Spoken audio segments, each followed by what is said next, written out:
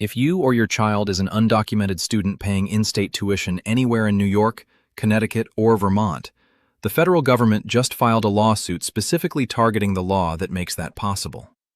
On August 10, 2026, the Department of Justice announced separate complaints against all three states, asking federal courts to block the laws, regulations, and policies that let students without lawful status pay the same reduced tuition rate as their in-state neighbors. Here's the government's own language, straight from the DOJ statement announcing the suits. Associate Attorney General Stanley Woodward said Congress made clear that states cannot put illegal aliens over our nation's own citizens, and added something worth noting closely. As of this filing, DOJ has now sued every state in the Second Circuit that extends in-state tuition this way. This isn't a one-off action against three states picked at random. It's the latest stop on a list DOJ has been working through methodically, and according to Notice reporting, 17 states have already faced legal challenges over similar tuition and financial aid laws before New York, Connecticut, and Vermont were added to that list. Here's the legal theory DOJ is actually running with, stripped of the political framing. The lawsuits point to a 1996 federal law that says a state generally can't give a benefit like in-state tuition to someone without lawful immigration status, based on residence in that state, unless the state offers that exact same benefit to every U.S. citizen, regardless of which state they live in. DOJ argues these three states' laws violate that statute, and separately, the Constitution's Supremacy Clause, along with two 2025 executive orders on the subject. New York, Connecticut, and Vermont haven't formally responded in court yet, but the pattern in similar cases gives a preview of what's coming.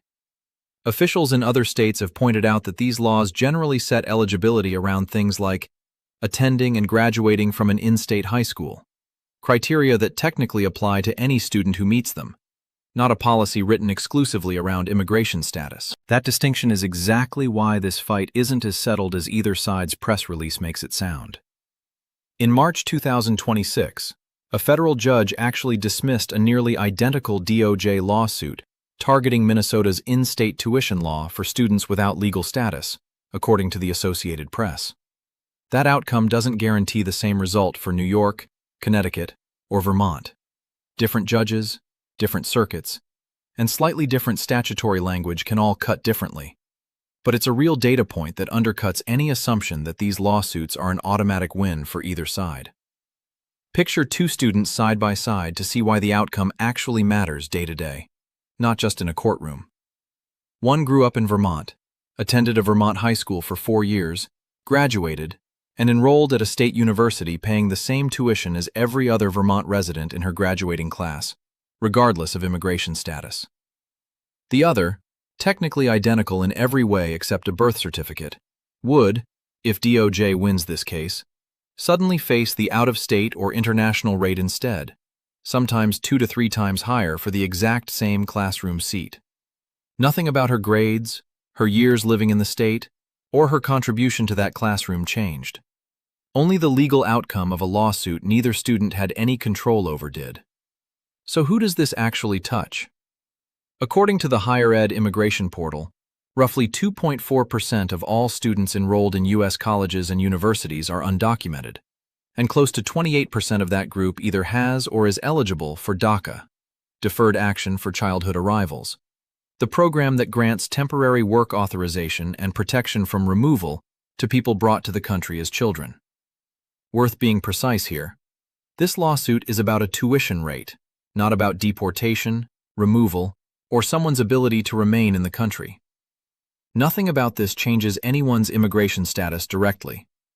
What it targets is specifically whether a state can keep charging these students the same rate as their classmates, instead of the far higher out-of-state or international rate. And that financial gap is the part that makes this genuinely consequential for the families it touches, regardless of how the lawsuit ends.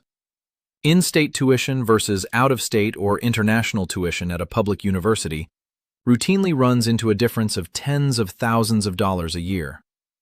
For a student already navigating DACA renewals, work authorization gaps, or a family with no access to federal financial aid, Undocumented students never qualified for Pell Grants or federal student loans to begin with, regardless of any state tuition policy. Losing the in-state rate isn't a paperwork inconvenience. For a lot of families, it's the difference between finishing a degree and not being able to afford the next semester at all. It's worth being fair to both sides of the argument here, because that's the only way to actually understand where this heads next.